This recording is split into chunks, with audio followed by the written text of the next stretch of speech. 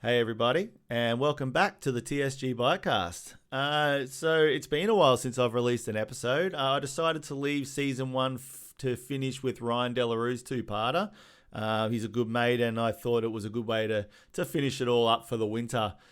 So I've been scribbling away through those colder months, trying to work out what I was going to do for season two. And everybody I've asked to come on the show this season has agreed, which has instantly made me pretty bloody nervous. And it's going to be a big one. And I'm really stoked to open up season two with a recording I did just a couple of days ago with a young shredder named Baxter Maiwald. If that name sounds familiar, he's a decent racer, rides for Kenyon, done a bunch of work with Trailscapes, Dirt Art in Medina. He's gotten around, he's got some skills, and he's a great young guy. So I hope you enjoy this conversation as much as I did. I've been wanting to sit down with Baxter for a long while, man. So I really, really hope you guys enjoy this episode. And I'm really stoked to be back behind the mic and bringing these stories to all your ears. So love you all. Enjoy the episode. Hey, everybody, and welcome back to another episode of the TSG Bikecast. I'm your host, Steve Tampersoff, and I hope everyone's doing well. Summer's coming, and we're ready to ride bikes a shitload. This week, I'm pretty stoked to have another trail builder, all-around good dude, Baxter Maiwald on the line. How you going, man? Yeah, good dude. Nice to meet you. Yeah, Finally, I've yeah. spoken on online and stuff, but wow, there's just not quite meeting, but it's close we'll get for a while, I think. It's all right, man. At some point, I'll get around and we'll have a beer and a high five. So, Yeah, man, dude.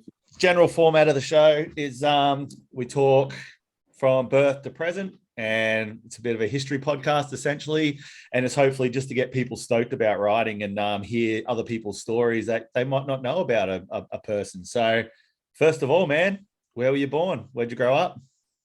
I was born in Ferntree Gully, southeast Victoria.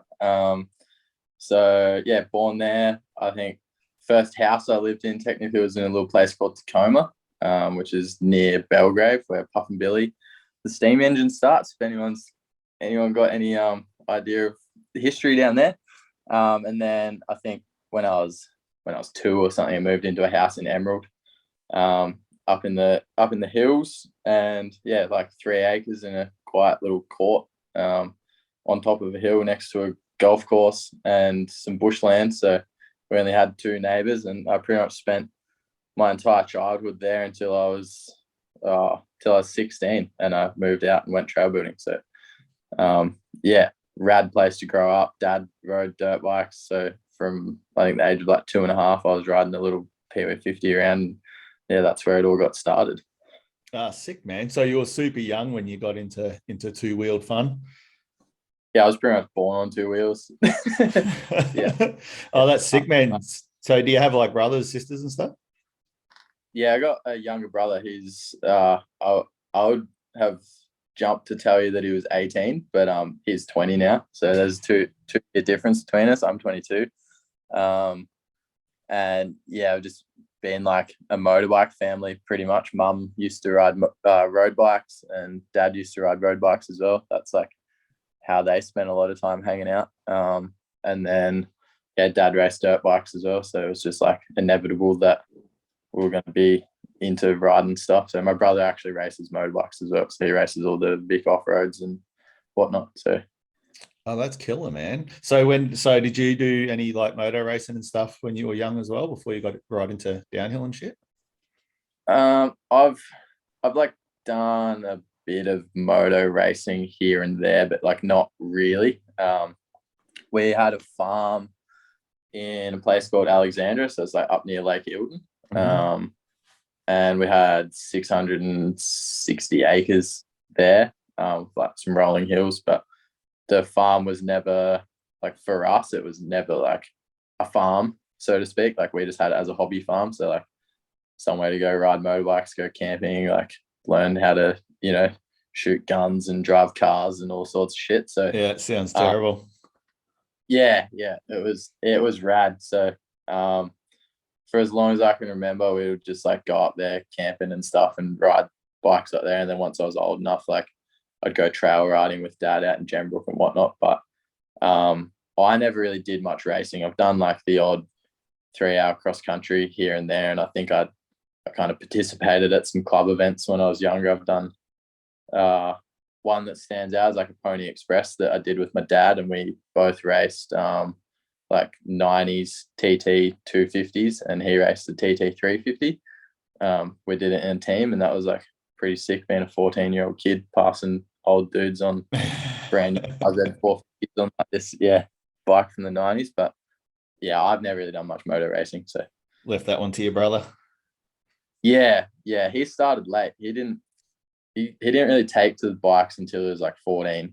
He'd kind of get dragged along when we would go to camping and stuff. And then when he was, I want to say like 14 or so, a couple of his mates got into racing, and then he decided he wanted to give it a crack, and then it only took him a year or something, and he was fully hooked. So it doesn't take much, eh? Once you get a bit of time on the bike, and then all of a sudden something just clicks, and you just like, all your money's gone.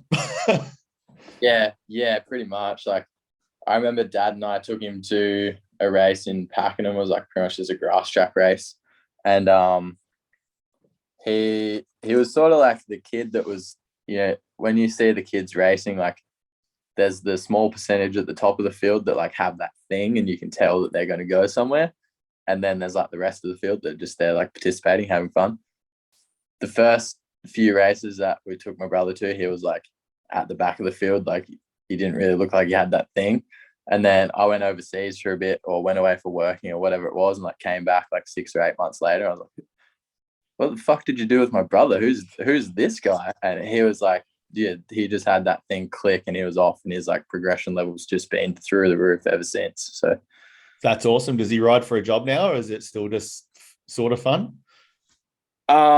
He works as a suspension technician at On Point Motorcycles in, I think they're in Frankston, maybe. No, not Frankston. I can't remember where they are off the top of my head. But yeah, On Point Motorcycles, he sort of, they're like a family friend now. So he's been working there since he left school, basically. So and then through that, he gets to be their test rider, and whenever they help out factory teams and stuff, he's like the dude on the ground, like riding all the pro dudes' bikes and being like, nah, your suspension sucks. You need to do this to it. That's fucking sick, man. That's awesome. Yeah. It's funny, he wasn't into it. Now he's just gone in balls and all. Yeah. He's like couldn't be more involved in the moto scene now. So yeah, that's rad, man. So you also ride a lot of BMX as well. Did you get into that when you were a kid? Yeah, that was what came before mountain bikes. So it was moto, but just for a bit of fun. And like obviously, as every other kind of kid that rides moto and stuff does, like I just had BMX bikes or like whatever kind of bikes laying around that me and my mates play around on. And then from like probably 10 or 11 onwards, I like kind of started getting more into BMX, and like we had a little dirt jump spot, and I was playing basketball a lot, and then my like riding BMX kind of took priority over that, and then eventually mountain biking ruled all. As it does. So yeah, always been BMX. And then when I got real serious into racing, I kind of not distanced myself or like took time off, but like there just wasn't time for it because I was training and riding and traveling and whatnot, and didn't ride for years. And then once I kind of went through that whole junior racing thing, and then had a bit more time to do what I wanted and started riding BMX, and I was like, holy shit, like this is what I've been missing. Like, so yeah, just been trying to incorporate that a lot more into what I do these days. Yeah, it's progressed so far, BMX. It's pretty insane where it's at now. Yeah, it's crazy. Like some of the stuff that the dudes are doing, like in the Olympics, is like borderline. I know that's not really my scene, but it's like gymnastics almost. It's pretty wild.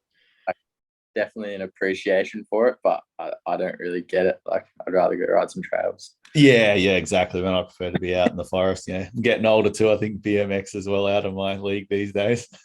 Yeah, it's just nice to like hanging out with your mates, like digging jumps and hanging in the woods or whatever. Like, yeah, it's such a cruisy vibe, and I like the social aspect of riding BMX more than like, not that there's not a great vibe and a sick crew when you're at a mountain bike race, but like BMX is heaps more condensed. Like you drop in, you do a lap of the trails or you do a lap of the skate park, and then you're like back on the roll in, just like talking shit with your mates. So whereas mountain biking, like out pedaling all day, or you're on the only time you get to hang out is on the shuttle or on a climb or whatever. So I really enjoy that kind of aspect of it as well. Yeah, actually going off on a bit of a tangent, you were riding at some jam in Adelaide. Was that over the weekend? Yeah. So I managed to dodge all the snow in Tassie and ducked over to Adelaide to see my mates. They had a trails jam at a spot called Paramount.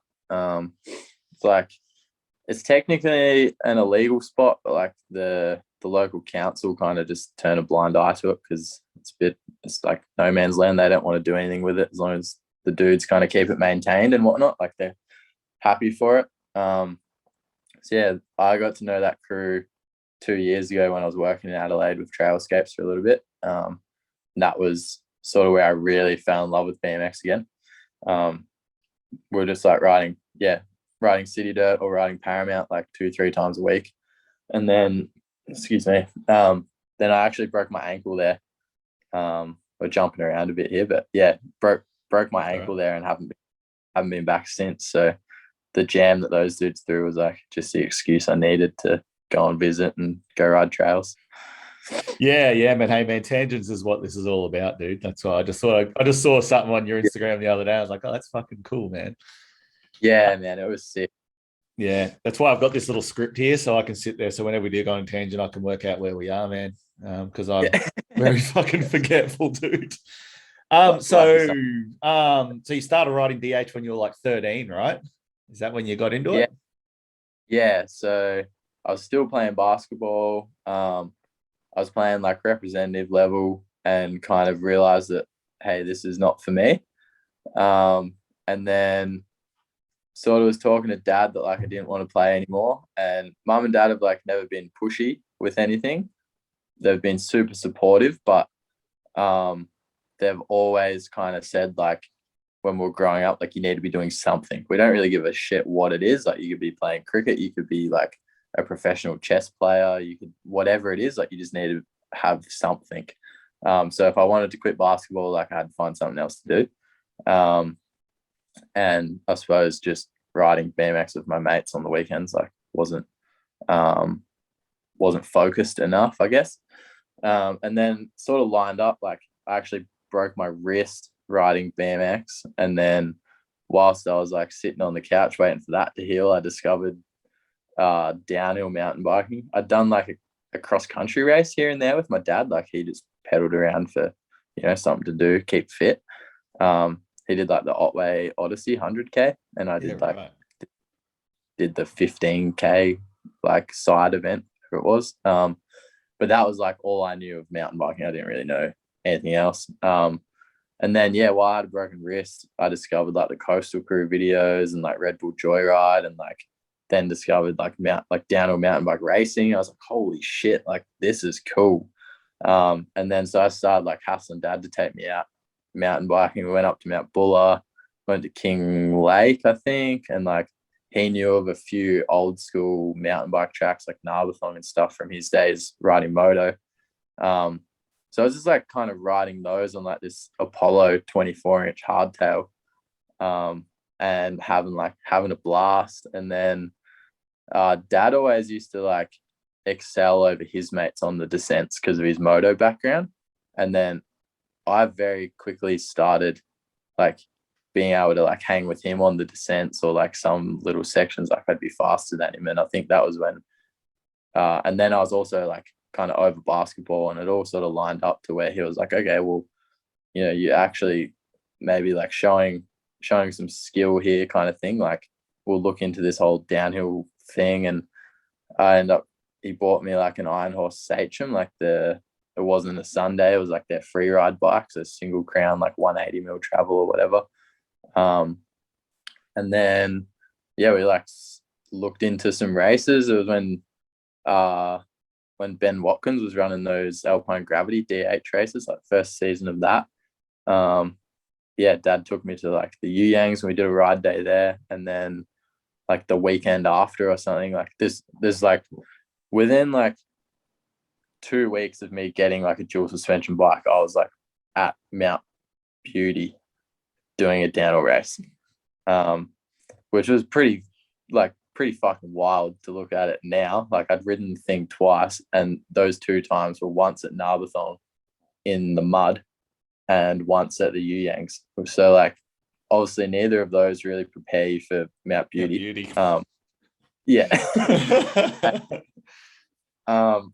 We had no idea what was going on. So, like, yeah, we just rocked up and we were like looking at the schedule, and it's like, oh, you get to do a track walk. Like, that's cool. So me and Dad walked the track, and he didn't tell me this until like way later on, but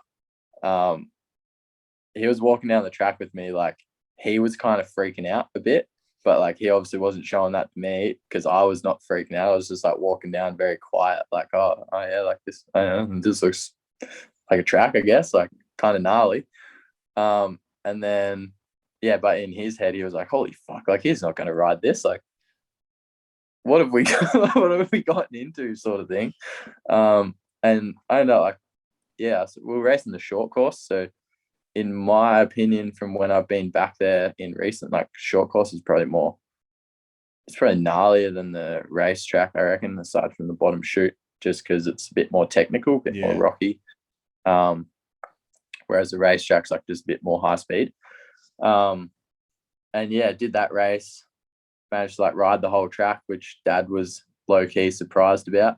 And I probably was too, looking back. And I got second to Darcy Cootes at that race. Right on.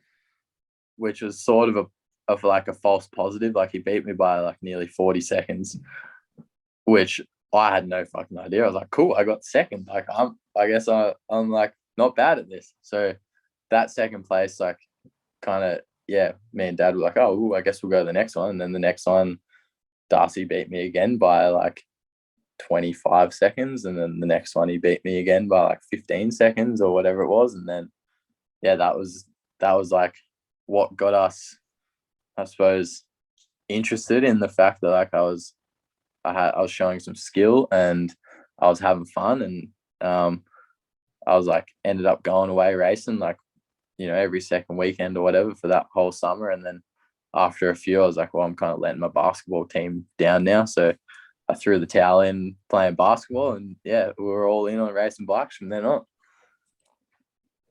Awesome, man. That's what a way to get into it. It's so cool to have like a dad who's just super supportive of that sort of stuff as well, man. He would have been stoked to see you take it on.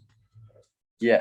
Like I said, he was kind of at that first race. He was like, oh, what the fuck have we gotten into here? Like, this is gnarly. But yeah, after that came down every run with a smile on my face, and then we took home a medal at the end of it. Like, we were both sort of like, oh, that was cool. And like, me and Dad, for like the whole first summer that I was racing, like, then we kind of were like, all right, well, I guess we'll go to the Vic DH rounds, and we followed all those around. And like, Dad and I just took swags and camped in the car park at the races for, I think it was like really the first 2 seasons we just did that, like, which was sick. It's like a cool way to hang out with your dad. So that was back when they were racing like Shepparton. Was King Lake in there as well? Yeah, Shepparton was like just after World Trail rebuilt King Lake. So the first season I did was and anyone that's been racing VDHS for a while, this will make sense to. If you haven't, then it probably means nothing to you. But the first season I did was the year after the last year they raced Eildon. So that last year they raced Eildon was like torrential rain, like just the wettest event on earth, apparently. So yeah, people that have been racing a while like remember that year, I think, from conversations I've had. So yeah, then the following year was my first year. So I think it was like 2012-13 season. Yeah, right on. It was Nabi in that as well? Yeah. Yeah. That was like my favorite track since day dot. Like, it's fucking sick. Yeah, I'd love to see it come back, man. It just seems to just be gone by the wayside these days. Yeah, I don't know. I've like completely lost touch with the whole Fat Tire Flyers club and the scene in Victoria since I've been living in Tassie for the last year. But yeah, it'd be good if we had some races there again, I think. And Granton as well. Granton's sick. Yeah, right, man. Yeah, it's funny because like it's changed so much with VDHS. Beauty always sells out. It's always a massive event every year. It's always pretty cool to roll down there and check that out. Yeah, See what they're going to bring back now that we're kicking again. yeah, we should race Big Hill again. Yeah, well, we used sections of it for the enduro last year, and it fucking rained so hard, and the rock garden at the Oh, top was just a waterfall, man. It was like you couldn't even see where you were riding. no doubt, no Yeah, doubt. just standard mountain weather, dude. Yeah, um, yeah, so so you end up hooking up with like Yarra Valley Cycles, man. How did all that come about? Because you rode with those guys for a while, didn't you? yeah. They like got me started. That came about like very early on in my like air quotes career. Um, Sort of like we the first season that I was racing, um, I'm just trying to think about the timeline here. The first season I was racing, after like 3 races or something, Dad and I realized that the old Iron Horse wasn't quite up to. It was a bit outdated. Um, so we were trying to convince Mum that I needed like a proper downhill bike. Um, and in order to get her on our side, we took her to King Lake, and which, even though it's not that gnarly of a track, at least like it's high speed and it's rocky. And um, thanks to whoever crashed when Mum was watching the rock garden, because you got me a downhill bike. Within like half an hour of Mum being there and walking down the track, some dude like went over the bars in the rock garden and broke both his wrists. And that was kind of like, yeah, I remember Mum just coming home and was like, okay, well, like, well, yep, you need a new bike. Like, I guess that's what you need. Like, that's how you're going to be safe. And she didn't really come and watch many more races, but yeah. So then I went into Yarra Valley Cycles just because they're like our local shop. Well, they were at least the closest shop that sold like legit mountain bikes, I suppose. They're only like half an hour from me. And then so we kind of got talking to them. Like I bought a Norco Aurum the first year that they did that new shape, like the year before they went 27.5. Or was my first one 27.5? Maybe it was. I think it was the first year of 7.5 Aurums. Is that 2014? I think. Yeah, that's probably about right, I think. 2013? Maybe. Actually, maybe I did a half a season on the Iron Horse, and then we had winter or whatever, and then I did 2 races the next. Or maybe we're getting me a new bike coming into the next season. I can't remember. But yeah, I got one of those 27.5 Aurums from YVC. And that was kind of off the recommendation from Ben Watkins, who was running the Alpine Gravity, because obviously we were doing all of his races, and Dad, just being daddy, like just likes to talk to everyone. So Dad kind of got to know Ben a little bit, and then the Alpine Gravity team were racing Aurums, and anyway, one thing led to another. We got that, and then we got talking to Alex and Ash and Andrew from Yarra Valley Cycles, and didn't really think much of it, but just kind of saw them around the races, and that was like the coolest team apart from Clint White Racing's Zero team.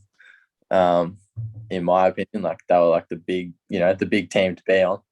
And then I was seeing the shuttle line I remember this like clear as day. I was seeing the shuttle line at Malden, and Alex Swan and Aiden Varley were in front of me in the line, and I can't remember who the kid was, but there was a kid next to me who was talking to them, and he basically just like point blank said to Aiden, he was like, "Oh, like how do you get yourself one of those? Like, do you just like go in and sign up or something?" And I remember Alex made like a little bit of a sarcastic comment of like, "Yeah, you just like, you just come in and you choose your bike, and it's as easy as that." And I overheard the conversation and sort of just said to Alex, I was like, "Oh, cool, I'll see you on Monday. I'll come in and choose a freshie." And Alex sort of just looked at me, and I suppose he'd like been keeping an eye on my results. Like I think I'd won a race or two by this stage, and was competing. Like me and Darcy were very competitive very early on.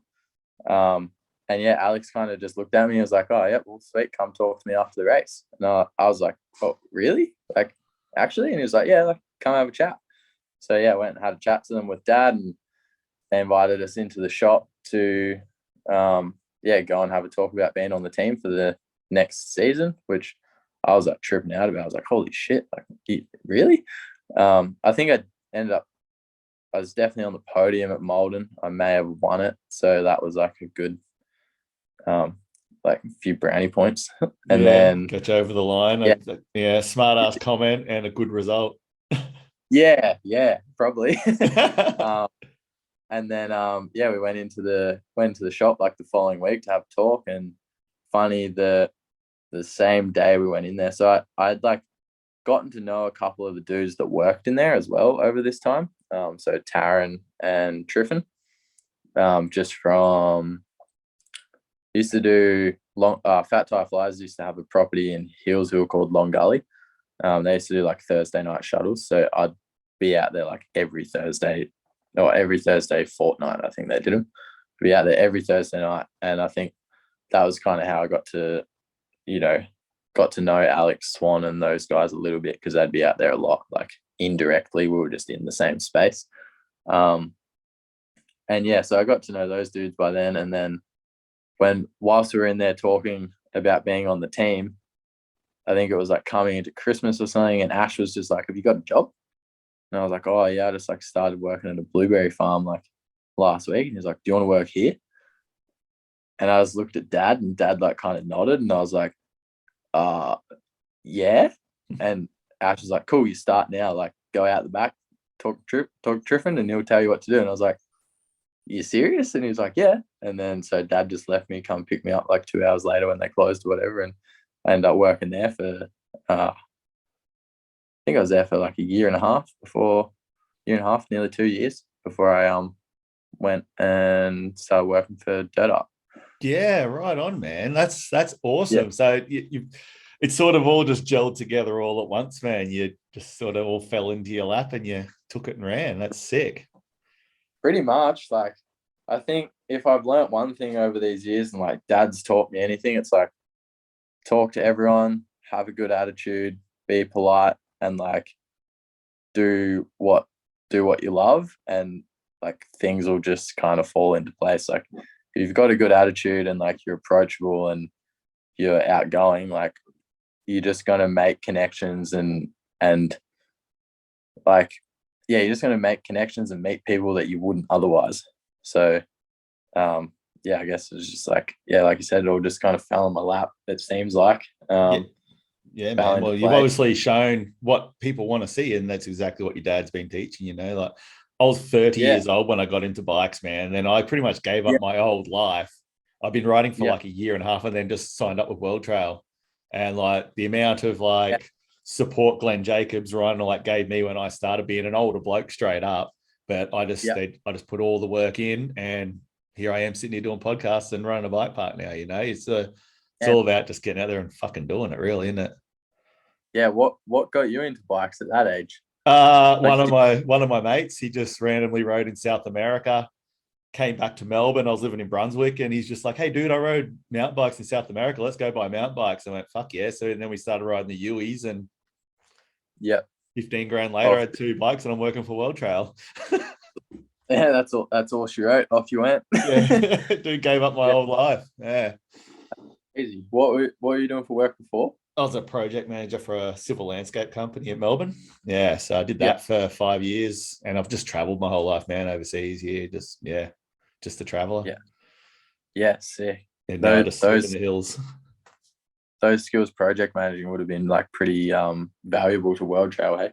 It was in the early days, when I worked from, it was like 2012 to 2016. And like, it was still the early days for commercial bike parks. Frenchie was really starting to push forwards with his stuff. And, World Trail was just starting to gain traction as well with Buller and everything. It was before Derby. And man, it was good to help him, push forwards. To look at them now, they're fucking exploding. Like Dirt Art and World Trail killing it.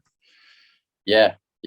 Yeah, definitely. They're like the big two or big three. Well, it's probably big four if you want to lump trailscapes and like common ground And into Common it. Ground, yeah. Common Ground are really blowing up now, aren't they? They're doing like some killer pump tracks and jump parks and stuff around the place. It's fucking sick. Yeah, dude, it's just so rad how fast. I mean, we could talk about this all night. This will be a long tangent.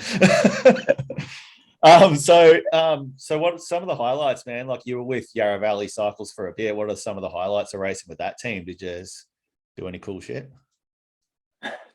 What didn't we do? That was like, yeah, like I said, just getting on that team was kind of like when I was a little grommy racing.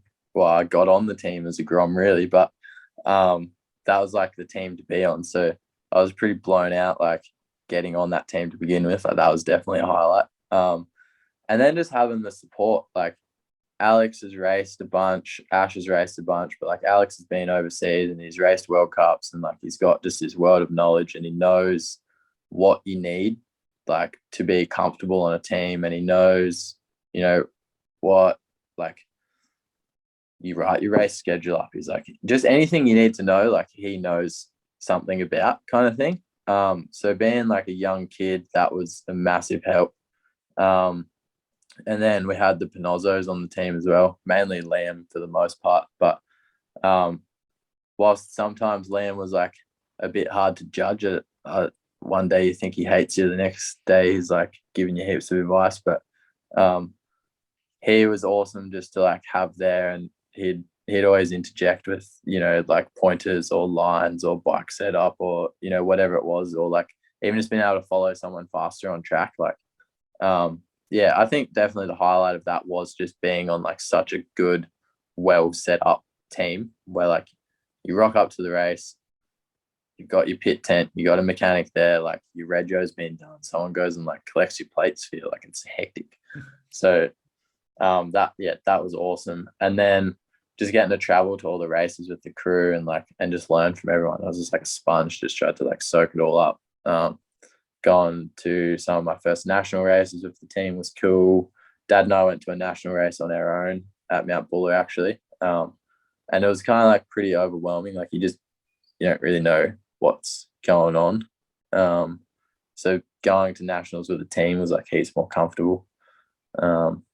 And kind of got exposed to like a bunch of filming stuff at that stage as well. So like we'd do like a team video at the start of the season, and then I think for the first 2 seasons I was on the team, maybe it was just one, we had Jake Lucas with us and he was like filming a team video of every single race. So like having him there and then like seeing a video of you racing at the end of the weekend, like that was pretty cool as well, because it's like what, in my eyes, it was like what World Cup teams do overseas. Like they have a team filmer and they put out a team video. So yeah, that was sick. Yeah, that's rad, man. And so how long were you with them for? Like you obviously moved on to Kenyan and stuff. Were you still with them when you took off overseas when you were 16 to race, or was that after? Where did you find that information online? Which information, mate, about you traveling overseas? Yeah, so I was still with them then. So the trip overseas when I was 16 was like actually Alex's recommendation. So obviously Alex and Ash, they knew that like YVC was, you know, not my final destination. Like it was kind of a stepping stone to bigger things. So they were all for like helping me progress as much as they could.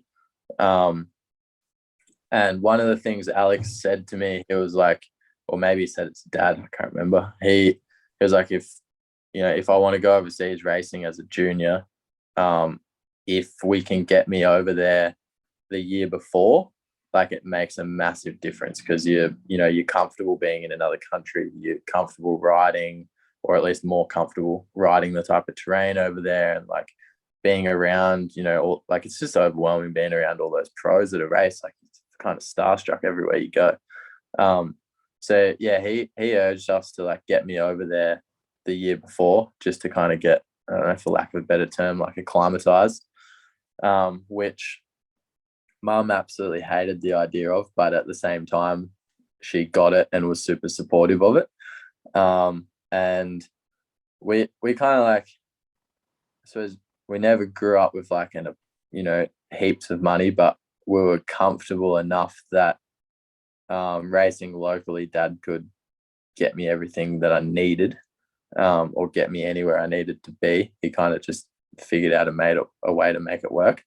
But when it comes to like me going overseas, that was sort of like pushing the limits. So Mum and Dad couldn't afford to come over with me, but at this point, like I'd built it up in my head. I was like, I'm fucking going. So I worked at YBC, saved all my money. Mum and Dad took me to Crankworx Rotorua, which actually was the first year that Crankworx was in Roto. We did that as a family holiday, but Dad kind of made me lead the way through the airports and, dealing with, like, even though I was never going to need to do it, but like dealing with the hire car people and like navigating us from the airport to the event and just like little things like that, just so that A, I could get practice, but B, I suppose so they could see I was not going to fucking wander off and get arrested or get abducted or something, do something stupid. So I guess from that trip, they were a little bit more confident in the fact that I was capable of, taking myself over there. I'd always been kind of an independent kid, I guess. So like, yeah, I don't know. They trusted me enough, and I was like I had my mind set. I'd saved up enough money at least for my plane ticket and for my accommodation. So through some people back in Vic, like we got onto what are they, MTB beds in Morzine. So we had like kind of a roundabout mutual connection with those dudes, and I was like emailing them back and forth, just being like, yo, I'm like a 16-year-old kid, I'm coming over by myself, like, do you reckon you could kind of help me out? So they gave me like a sweet deal on accommodation and like, kind of assured me that they'd look after me when I got there. And once I had like my accommodation and my flights ready to go, I was just like, well, I can afford this. Like I'm going and I'll just figure it out. Or like, you can help. I really don't think I was that brutal with Mum and Dad. It was probably a much different conversation, but I remember that's the way it went in my head. And yeah, so off I went. Like I basically paid for my travel and, like I said, and my accommodation, and then Mum and Dad kind of gave me an allowance to live off of, I guess. And then through YBC, they helped me out with like some race entries, and then obviously just had to get like a UCI license and travel insurance and stuff. So I can't remember how that got distributed, but I was on my way. That's so sick, dude. It's so cool to have such a supportive family, man, to have a real goal of pro racing, man, especially as a junior. So what races did you do over there? I just went and did some IXS Cups. So I booked myself for 7 weeks in Morzine because that was, again, it was where Alex recommended we went. And from Morzine, you can go without a car or anything. Like it's easy to get there from the airport. It's only like an hour from Geneva Airport. And then pretty much got dropped off at my chalet where I was staying, and you can like ride down to the lift, and you've got Super Morzine on one side of the hill, or plenty on the other side of the hill. You can go over the back of Super Morzine down into Chatel. Like you can ride up plenty and then ride across to Leger, which means you can access, like you've just got this massive network of chairlifts that you can access. So I pretty much just stayed there for 7 weeks, and then just met people on the hill and was like, hey, are you going to this race? And just, I suppose just networked as much as I could to find, like, more or less find somebody that had space for me and my bike to go to a few different races around Europe. And I raced Schladming, IXS Cup. I raced Ledo Alps Crankworx downhill, which they don't do anymore. I raced Lenzerheide IXS Cup, which was the weekend before the World Cup. That was the first year they raced there. Mm-hmm. Well, first year on the current-ish track. And then I did a couple of races in Morzine that were just like kind of local club races. And what else did I do? I think that was all the races I did. It was only a handful. I feel like there was one more, but I can't. Oh, and I did French national champs, which I can't remember where it was, but the track was fucking sick. Yeah, right on, man. That's so cool, man. Like having all that in just that little fucking spot you were living for a while, man. It's just like you must have seen your progression just go through the roof, right? Yeah. Oh, dude, it went through the roof. Just like I'd never been exposed to anything that steep and technical, but at the same time fast. So,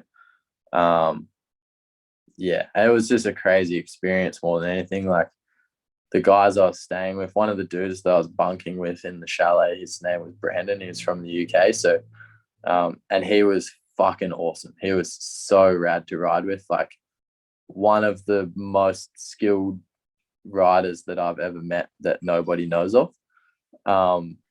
Like he's just does it because he likes riding his bike, and like it would be pissing rain and he would be like, let's go, we're going to ride the steeps, and we'll just like go ride the gnarliest steepest shit we could find, like in the worst weather, and just be like giggling to each other all day over like how we're still alive.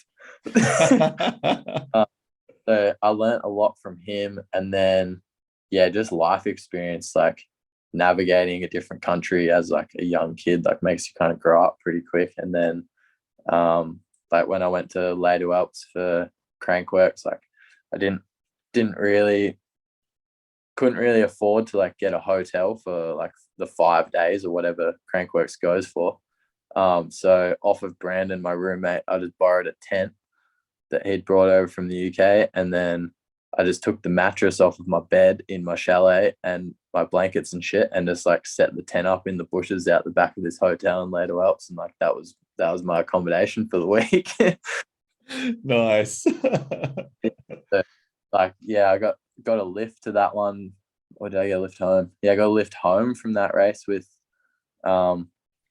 this South African fella, and like he was going back to Morzine, and I knew like some people that kind of knew of him, and yeah, just like jumped in like with him, and like just crazy, just meeting different people and experiencing like so much shit that I feel like if I had more money, or like if I was with mum and dad, like just so many experiences that I wouldn't have had otherwise. So yeah, I'll never forget that trip, that's for sure. Yeah, man, what a way to learn about the world is just getting thrown it on your own. It's Yeah. it's a good way to learn, dude. So when you got back, what were your plans? Like you just raced, overseas, and but were you just pretty much in then going, fuck it, I'm going for this? Pretty much. Like kind of before I went over, I was like, all right, well, I guess I'm doing it. Like I'm gonna have a crack. I think the season beforehand, like can't remember heaps like exactly results from what year, but like I know the season beforehand I was like winning a fair bit of stuff, or like I was on the podium a fair bit. So I guess that gave me and dad confidence, and I suppose mum too, that like it was a worthwhile thing for us to chase. So I must have been under 17. So I think I'd like maybe won a couple of national rounds, or I was state champion, I think, that year. So yeah, like I said, gave us some confidence that it was like worthwhile, like putting time and effort into. And then when I came back from that trip, it was just like, obviously I was over there in our winter, and then came back and it was our summer, and it was must have been my first season as an under 19. And the first race was at the Yangs, and it was a national round, the first one I can remember anyway. And I think I won that race, and then that just like started a snowball effect. I was like, we're pretty on from then. So I was like super competitive back home for that whole season. Made the Aussie team for world champs as a junior. And yeah, it was just all guns blazing pretty much. And that was still on the YBC team for that whole year as well. Was that the year you raced in Cairns and binned it? Yeah. So I went through that whole summer like doing pretty well. It was like kind of from memory, it was like me, Benny Zwar, Josh Clark, Harry Parsons, Darcy Coots, and then every now and then Adam Oates would come over from Tassie, and we kind of like ruled the top, 6 of under 19s, and it was like anyone on their day could kind of take it home, it felt like, which was sick. So like the whole seasons before that, growing up and like having a super competitive relationship with Darcy, we pushed each other beyond where I reckon we would be. We used to hate each other, but since working together at Dirt Art, we've actually realized that we're really good mates now. That's awesome. But yeah, we used to hate each other, which would just like push each other more because you didn't want to be beaten by the dude that you don't like. And then I think without that, we wouldn't have gotten to where we were. And then we had like, by the time we got to under 19s, we'd kind of worked out that we were friends. And yeah, we just like had this massive crew where like any one of us could win it, but we would also, go hang out at the skate park after the race or whatever. Like we were all kind of mates and just pushing each other, which was, it was fucking sick. And then we all ended up on the junior team together. So yeah, right on, man. So it's actually a good segue into what I want to talk about next. So in Cairns, probably had the biggest crash you've ever had, I'd say. I remember reading about it. So I couldn't tell you. Yeah. So for anyone that doesn't know, tell us what you do remember of that hectic experience. So this is going to be a long one. We're in Cairns. I made the Aussie junior team, which was like a bit of a trip. Like I was pretty stoked to do that. And then my first World Cup ever was going to be in Cairns, so in your home country, which I think again is a pretty rare opportunity.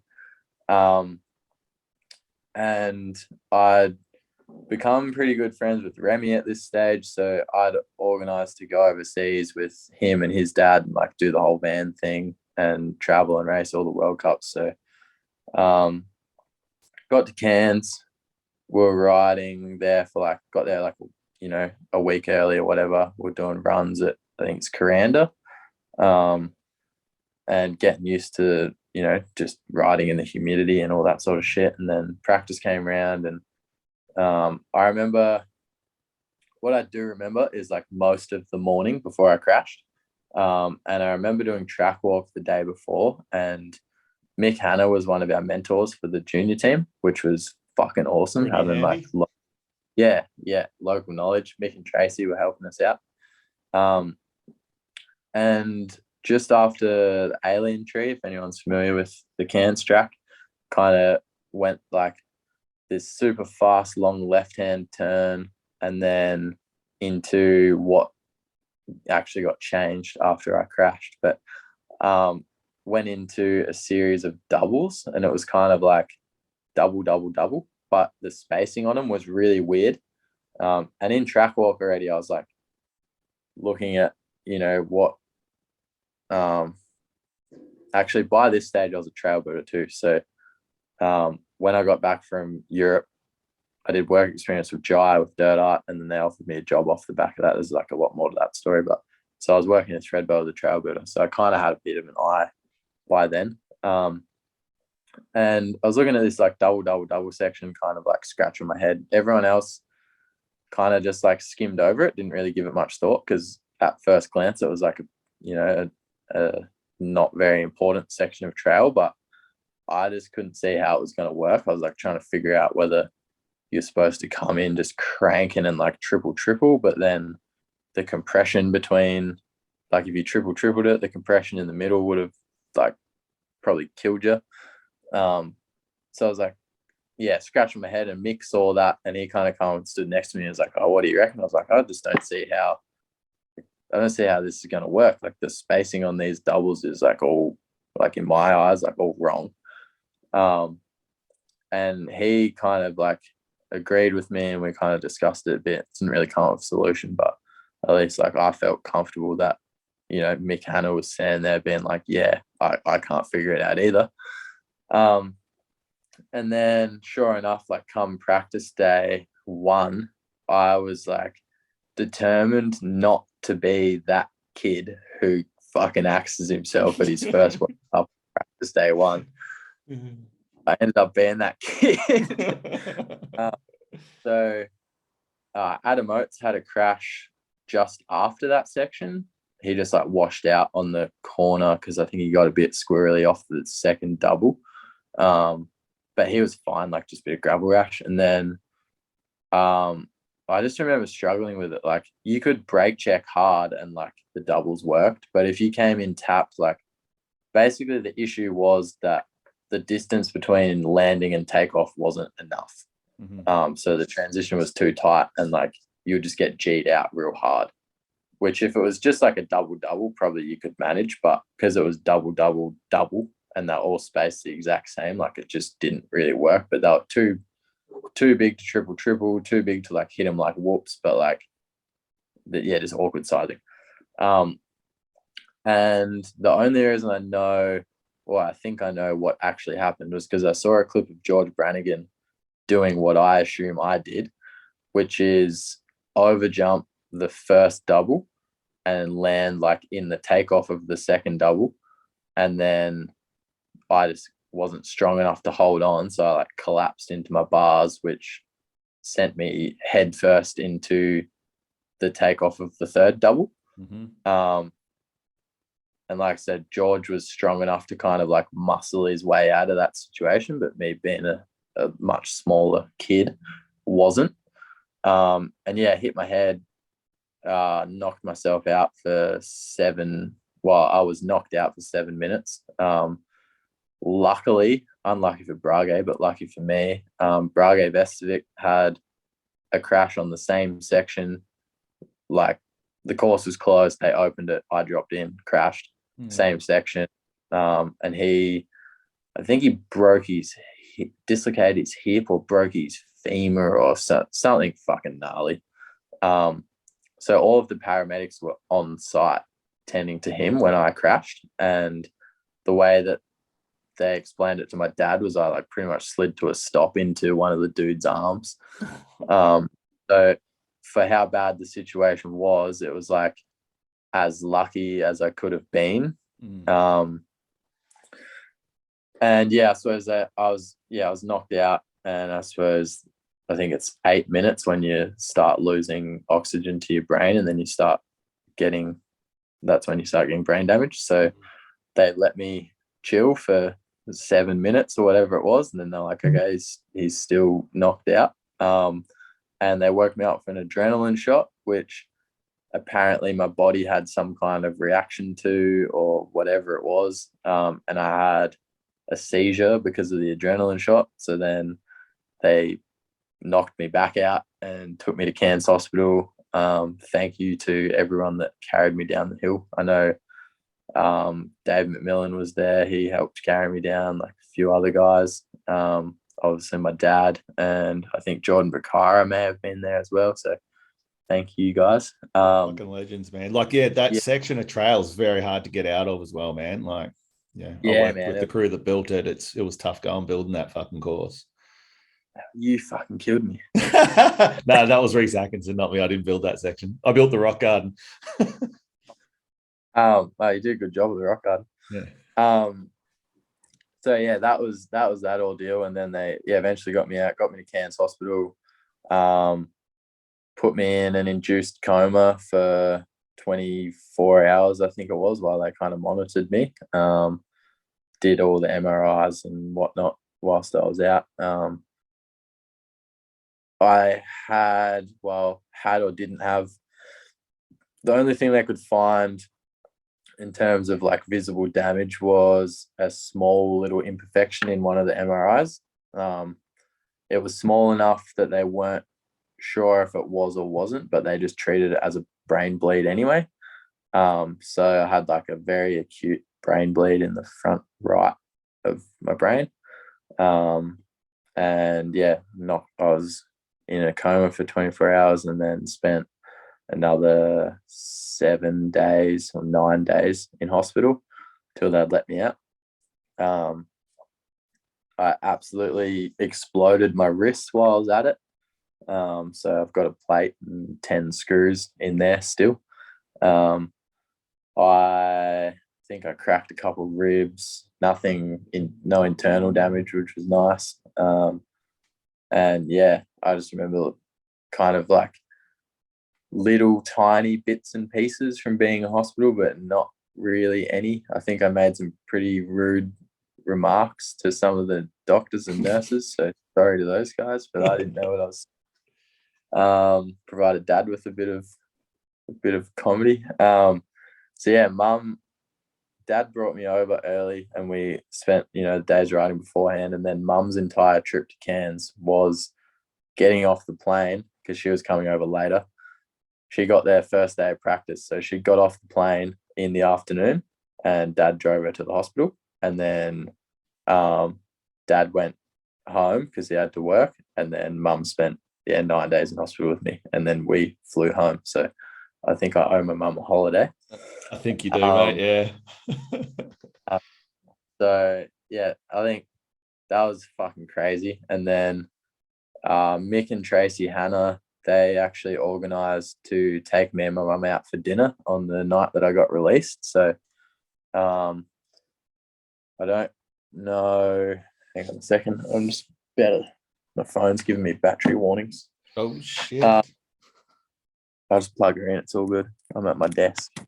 So yeah, even though I kind of don't really remember going out for dinner with them, like I do remember tiny little bits and pieces, and I'm very, very appreciative of them being so kind and taking us out for dinner and kind of showing us around a little bit. So at least mum and I got a little bit of a holiday experience.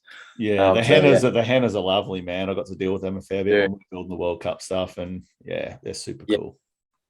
Yeah, they're absolutely lovely people. So yeah, then I flew home eventually. I remember being in hospital, and to get released, I had to pass like a basic physio test, which took me a bit. I lost a lot of balance on my left-hand side, like balance and motor skills, I guess. So if I was laying in bed, I could like move my legs fine. Like I didn't have any issues like actually moving shit. But for me to like pick up a cup was like I had to really fucking focus on like where my hand was going. Or for me to take a step, I'd be like kind of all good on my right leg, and then as soon as my left leg went down and my right leg came off the ground, I'd like pretty much just fall over. Jesus. So I did like a lot of rehab in that week in the hospital. I had to pass like a basic test of being able to balance on each leg for, I think it was like 5 seconds or something. Like not much. And then I had to be able to walk up and down a flight of stairs. I was allowed to hold a handrail, but I had to be able to walk up and down a flight of stairs. And maybe there was a couple of other like very simple things that I had to be able to do. And then I had to pass a memory test as well before they'd let me fly, which I remember getting the shits about because they would send me different doctors each day, obviously, because doctors don't work fucking 24 hours a day, 7 days a week. Well, some of them sort of seem to, but I would like get it wrong. I had to pass this like test 3 days in a row, and all it was they would show me like 5 cards, and the next day they'd show me the same 5 cards, and I had to tell them which one was different. So like they'd show me the same 4 cards, and one of them would be different. I just had to say that one wasn't there yesterday. And yeah, I was like cracking the shits because I thought that like I had different doctors and maybe they weren't communicating, and like how did they know if they were showing me the same cards and all that? Whereas like obviously I was just frustrated, and like they obviously communicate when they do the handover. So that took me I think like 4 days or something to like 4 or 5 attempts or whatever it was to pass. And then yeah, flew home, spent 8 weeks at home doing physio and rehab and brain exercises. And then all of the doctors I spoke to, they'd given me whatever the timeline was for me to be allowed to ride my bike. And I had like looked at the World Cup calendar, and before I go any further with this story, I don't recommend any kids out there who have a head injury to behave at all like I did, because it was fucking stupid. And head injuries are really serious and you should take them seriously. But I looked at the World Cup calendar. I was like, cool, okay, I'll miss Leogang and Fort William, and then I should be able to be good to go by Lenzerheide, which is like a good track to do my first race on because I've raced the IXS Cup there the year before. I'm comfortable with it. I know I like it. So, and I was like, I need to be riding my downhill bike at least a week before that. And I'd like to be riding a bike a week before that, which kind of gave us like this 9-week window. Even though the doctors told me it would be 12 before I could even think about riding a bike, I was like, this is when I'm going. Like, you can either help me do it or I'm going to do it anyway. And once I kind of explained to the doctors that, crash racing a World Cup and going overseas to race more World Cups, like, I'm taking this pretty fucking seriously, they started helping me heaps. So I'd like get special appointments earlier than I was meant to. They would like recommend different specialists, this, that, and the other. Everyone was super helpful from what I remember. And then, pretty much bang on the 8-week mark, they cleared me. My wrist was healed because bones heal in 6 weeks or whatever it is. And then 8-week mark, I did my brain test and the doctor cleared me to ride my bike. And I was like, cool, I'm fucking on. The next weekend, we're on a team camp with the Aussie team in Anglesey. I kind of took it easy and didn't do much. I was just kind of there to observe and learn, but it was nice to get out on the bike. And throughout this whole thing was when I organised my current deal with Canyon. So national champs before the World Cup, I started talking to Canyon, and Daryl had already kind of been keeping an eye on me. And then I actually was trying to find something a while ago in my emails and read through some of the original emails back and forth between me and Daryl, like whilst I was either in hospital or whilst I was at home. And I was like, holy shit, I'm glad this dude knows that I've just fucking hit my head, because otherwise he must think I'm like the most illiterate, retarded person ever. Like, my emails made no fucking sense. Oh, that's fucking classic, man. Yeah. This guy's either really stupid or he's got a head injury. yeah. So organized all that, and then got my bikes all built whilst I was kind of at home doing rehab. And then took my brand new bikes and, to mum's absolute displeasure, flew myself to Europe to go race World Cups. So I decided to leave it there at the end of his story after his crash at World Cup. In the next episode, we're going to get back into more racing overseas and his trail building career and also his future plans. So he's a busy young guy. He's got some big plans for the future. And I really enjoyed it chatting to Baxter. Hopefully we can sit down and do it again sometime. I hope you enjoyed it as well. And I just want to say thank you so much for all the messages from season 1. Even though I haven't released an episode in a long while and I've been pretty silent on the social media stuff because I'm pretty terrible at that shit. I got a lot of really nice messages just from random people just saying how much they've really been enjoying the stories. So I'm looking forward to a big season again. Bringing even more historical stories of rad humans in Australia and abroad this year, which is going to be cool. And I hope that we can just keep this train rolling on for many more seasons to come. So thanks again. Next part 2 with Baxter will be out next week. And I love you all, and I'll see you out in the trails.